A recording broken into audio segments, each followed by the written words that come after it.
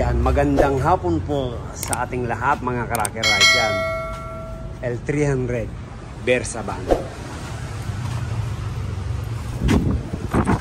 Boss, welcome sa Rocker Rice. Magandang hapon. Saan po tayo galing, sir? La Paz, Tarlac. La Paz, Tarlac. Anong problema ng L3 natin? Medyo wala nang mahina ng aircon. Mahina ng aircon. Ayan, check natin. Ang gauge. Tigtis natin. Kasi, yan, 0. Walang laman.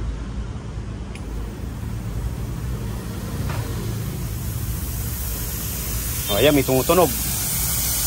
O. Yun. O, kaya walang laman dahil yan, yan. Ito po yan. Ito po yung salarin.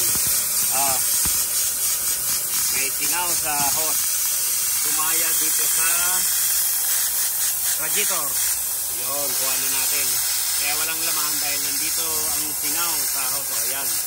Yan, papalitan po natin yan. Tapos check muna natin yung compressor. Kung gaano pa kalakas.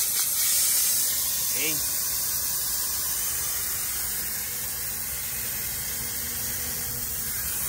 Ayan. Check muna natin ang compressor para alam natin kung gaano kalakas. Orig-orig pa. Yan, Nippon-Denso. Ayan po ang mga original na compressor ng L3. Yan, napakatibay niyan. Napakatibay nitong compressor na to. Hindi gaya yung mga compressor ngayon. 10,000 pa lang sibak na ang compressor. Kaya grabe, napakahina ng quality. Yan, check muna natin kung ilan pang bomba. Check po natin ang bomba. Ganyan po dapat pag nagpupuka tayo ng bomba ng compressor. Yan, umabot pa ng 400. Boss, okay pa yung compressor mo, man. Model 95. Ang lakas pa ng compressor. Ayan. Ayos. Oo. Pa po natin yung evaporator dito sa unahan at pati dito sa hulihan. Yan, bababari natin. Ayan.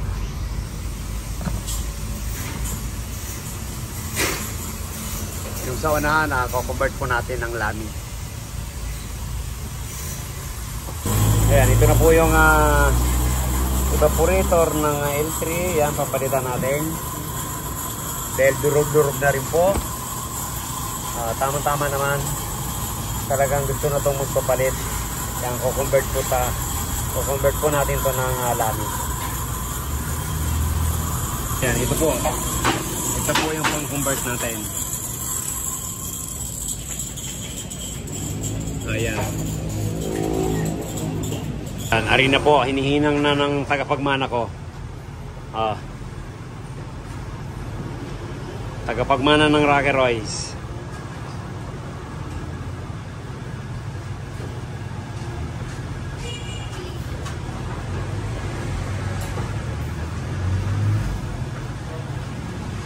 Para 100% po ang lamig yan.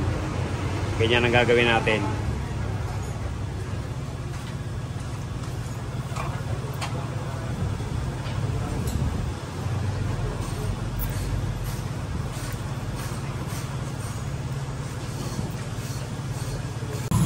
Ayan, ito na po yung condenser na in-install natin. Hindi po tayo nagpalit. Dagdag po ito. Pag sira ang evaporator, yan palitan natin.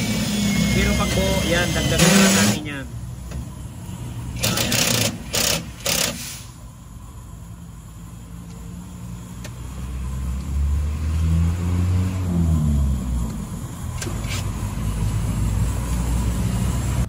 Kaya lagi nagpapakan.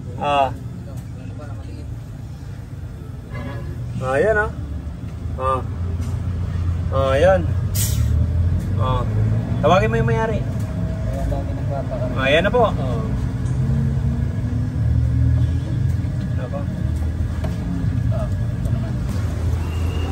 Ito na po yung kinonvert natin na evaporator.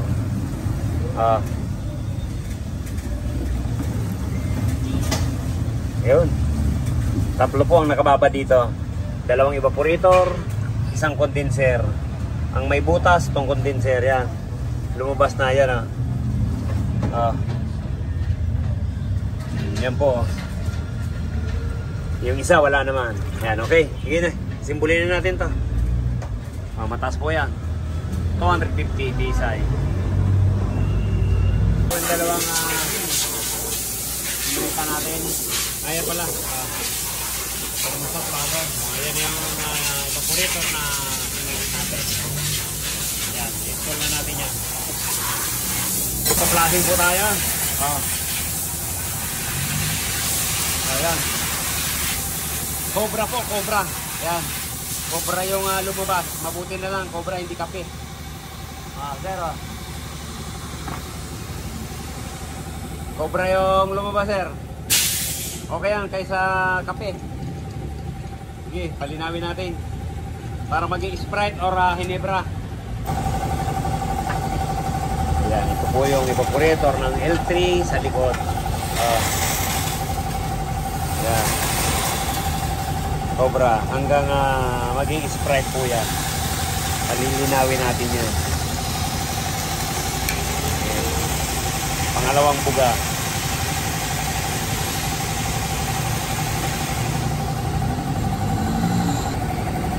Ayan.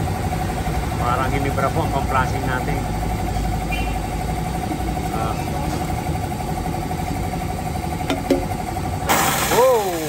Relax lang, dahan-dahan lang. Okay. Ayan, malinaw na kagad ayan po yung Cobra kanina. Ito, Sprite na. Ayan, tuyuin na lang natin. Ganyan dapat okay. Tatlong pasada lang.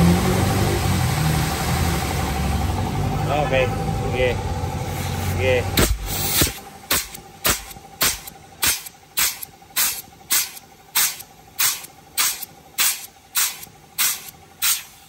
Ayan sir, lumipat lang.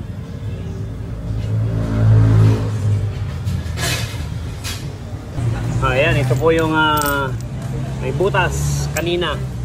Ayan, ito po yung salarin. Gumasgas sa radiator. Ayan, ito na yung papalit natin. Okay, sige. Nandito na sa machine shop. Kaya lang, lost thread daw po, lost thread. Ayan, umiikot na siya. Kaso ayaw umangat na gano'n. Ibig sabihin, sige nga. Sige. Palawag.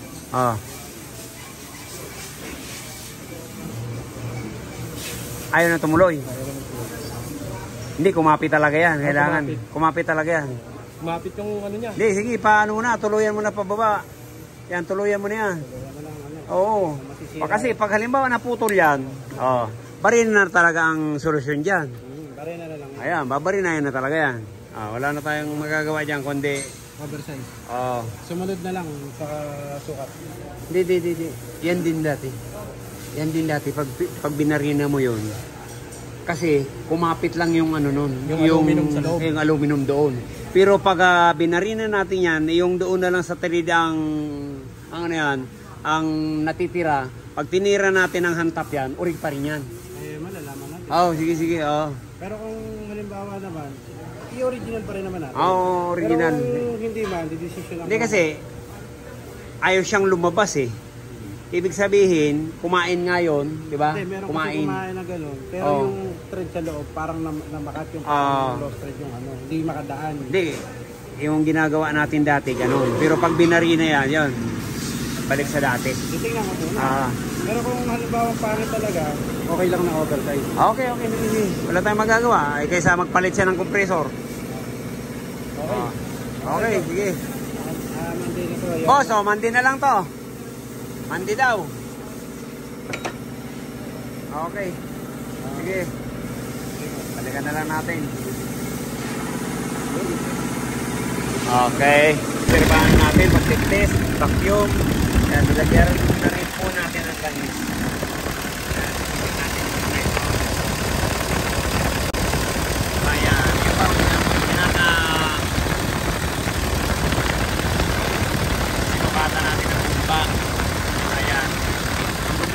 yung hose. Oh. Ayan, lumayo na siya. Dati dito tumama. Oh. So, ngayon, pinalitan natin ang hose. Ayan po yung meron siyang hose clamp. Ayan, check natin ang karga kung ilan. Baba lang, oh. 30. 180. Ayos lang yan. Pag ganyan kababa yan, malakas pa. Tapos hindi siya nag-high pressure.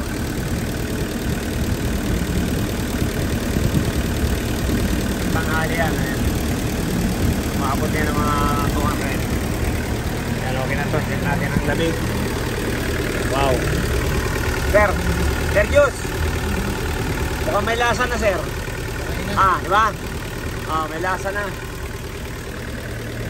Check natin mamaya. Sige, tanggalin natin yung gauge. Ayan. Check tayo ng lamig. Kung ilan na papalo. Kanina wala po tayong video niyan kasi may singaw. Walang preyon.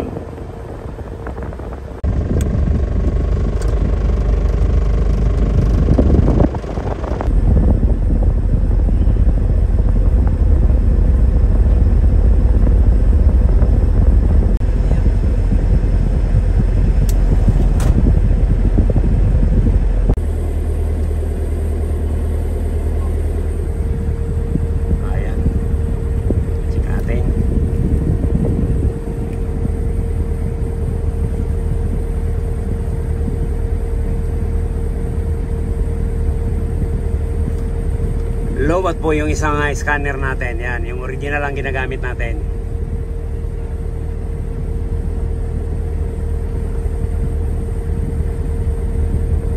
Yan, 0 lang. Automatic. Na. Ayan, naka-full po yung thermostat natin. Hindi magmamainos.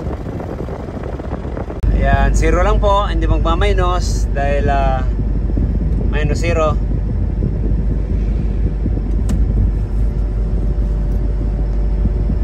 Sir, kumusta lamig dyan, Sir Jos? Goods po. Quality. Sabi ng daddy mo, papa-arkilo nyo na rota. Yan. Okay na. Saan kayo, sir, sa Tarlac? Lapas po. Lapas, Tarlac. Ayan. Shout out natin yung mga taga-Tarlac. Nandito na si Sir Jos. Dami nyo palang kamag-anak dito sa Bulacan na Sir Franklin Coronel, yan. Mga taga-Paombong. Ang dami po dyan. Ayan. Si Ray Coronel, yan. Insan mo, from Tarlac. Uwi na sila, sir. Ginabi na naman kami. May souvenir na naman yan. Uy, souvenir yan. Sombrero. Sa kamag. Okay, maraming, sir. Tapos din, kahit ginabi na tayo, dumating ng alauna. Ayan, natapos din ng alas 5:30. Ayan, thank you. Maraming salamat sa pagdayo sa Rocky Rice. Thank you, Sir Jos. Ingat na lang po.